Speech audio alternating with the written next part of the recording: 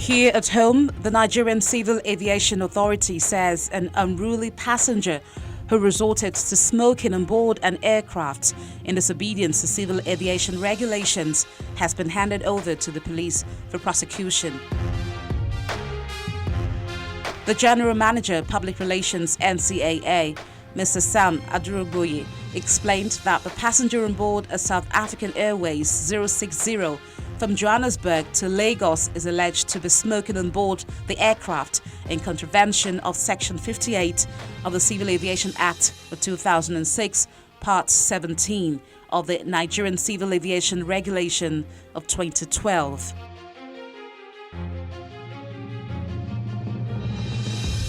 He stated that in line with Part 20.2 of the NCARS, the stipulated penalty for smoking on board an aircraft is imprisonment of not less than 2 months.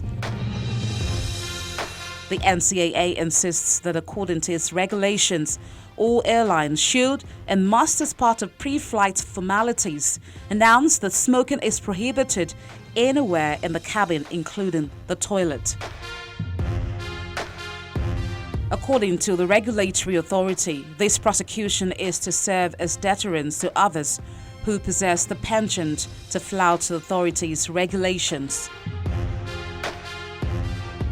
Away from home, the Federal Aviation Administration, which is the U.S. aviation regulator, has ordered an urgent fix for General Electric engines on up to 150 Boeing 787 Dreamliners, a step to avoid engine failure on icy conditions. The FAA said it was requiring modifications to prevent fan blades from rubbing against the engine casing, which can cause damage and a possible in-flight non-restartable power loss of one or both engines. This measure was prompted by a report in January that such rubbing caused vibrations, leading the pilots to shut down the engine. According to General Electric, ice that entered the engine during flight caused the fan blades to move forward slightly where they contacted the casing. Boeing and GE issued advice on fixing the problem in April, and about 40 engines have been repaired so far. The modification takes about 16 hours and involves grinding down the engine casing by about 1/10 of an inch to create more space for the fan blades and prevent rubbing.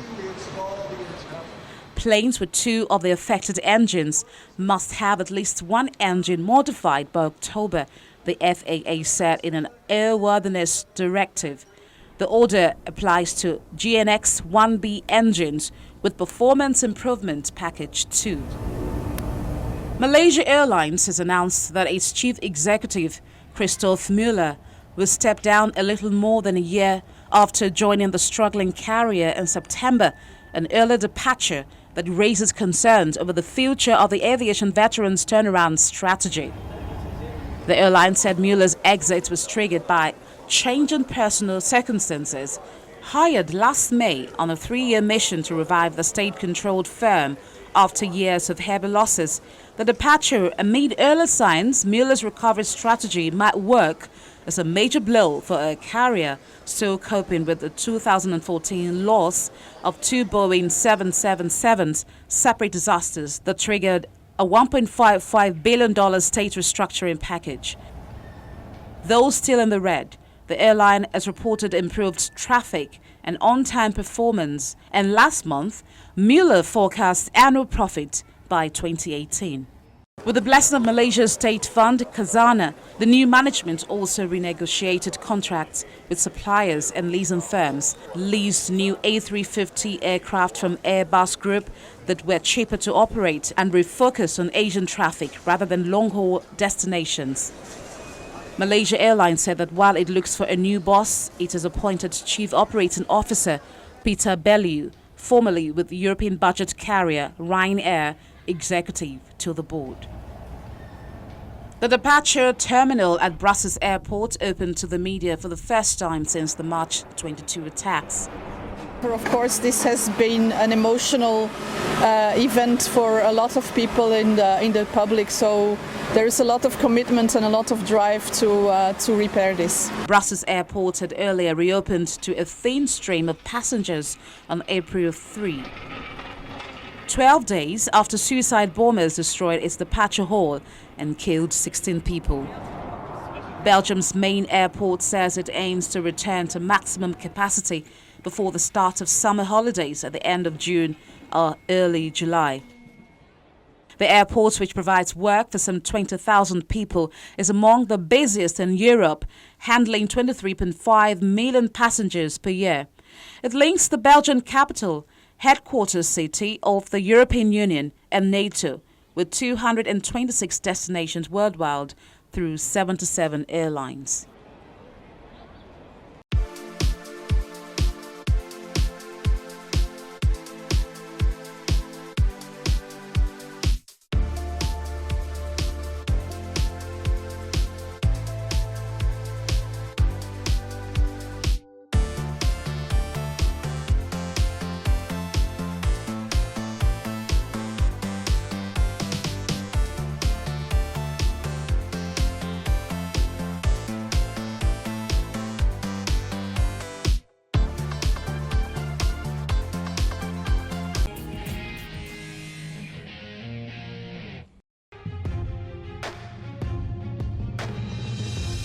A CRJ regional jet departs every 10 seconds, linking people and communities together, and is described as the world's most successful family or regional aircraft.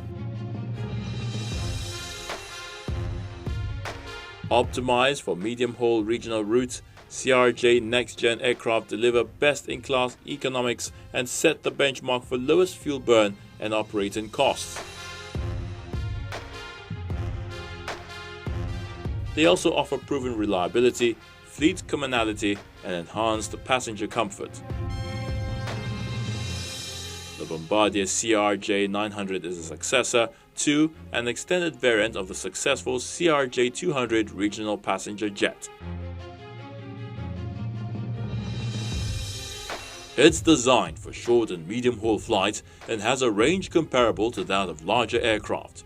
It's powered by two GE CF34 8C5 engines produced by the General Electric Corporation of America. The Bombardier CRJ900 regional jet project was announced in 1999, and the assembly of the first production aircraft began in 2001.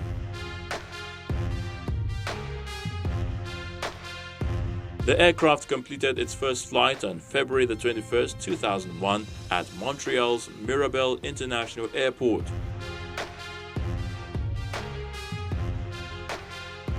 In February 2003, the first aircraft was delivered to launch customer Mesa Airlines, which has placed firm orders for 25 aircrafts.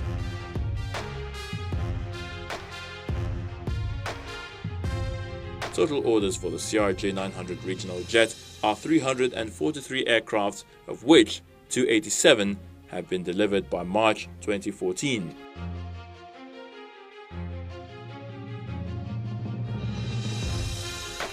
The aircraft has extensive commonality with other members of the CRJ family. The CRJ900 has common crew qualification with the CRJ200 and CRJ700, as well as reconfigurable flight simulator, common maintenance and training procedures, spares and ground support equipment. The 86-seat CRJ900 is a stretch variant of the 70-seat CRJ700 with two fuselage plugs, one forward and one aft of the center section. Compared with the CRJ700, the CRJ900 has 5% higher thrust engines, strengthened main landing gear, upgraded wheels and brakes, a strengthened wing, increased volume in the forward underfloor baggage hold, an additional underfloor baggage door, and two additional overwing exits.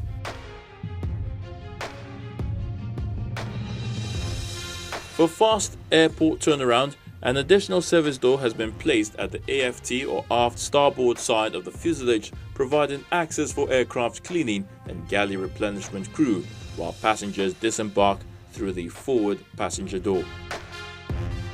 In March 2005, Bombardier announced that it had upgraded the CRJ-900 by redesigning the wingtip and winglet and optimizing the wing leading edge devices to provide lower lift or drag ratio and reduced approach speeds.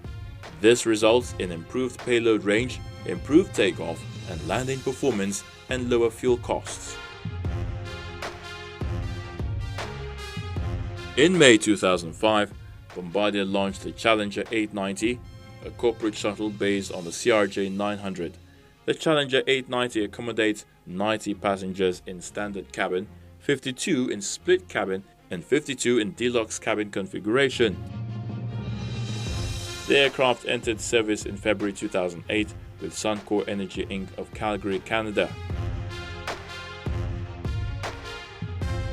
In May 2007, Bombardier announced the CRJ Next Gen family aircraft, which have new cabin interiors including larger passenger windows, more baggage space, and LED lighting. American Airlines was the first customer to benefit from the latest CRJ-900 Next Gen regional jet, as it reduces the 5.5% fuel burn reduction compared to the CRJ-900 aircraft. The first CRJ-900 Next Gen aircraft for American Airlines was unveiled in May 2014.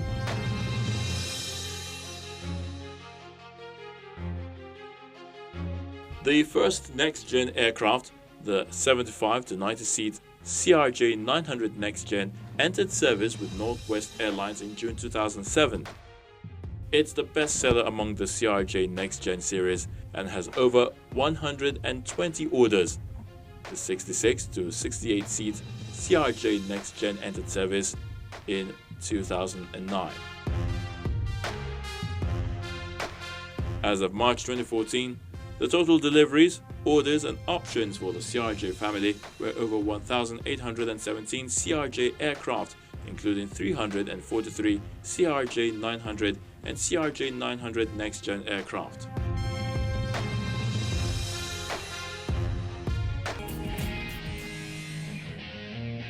This is our final call on the program, but feel free to reach us on our feedback platforms. I'm Bukola Joketumbi. See you next week.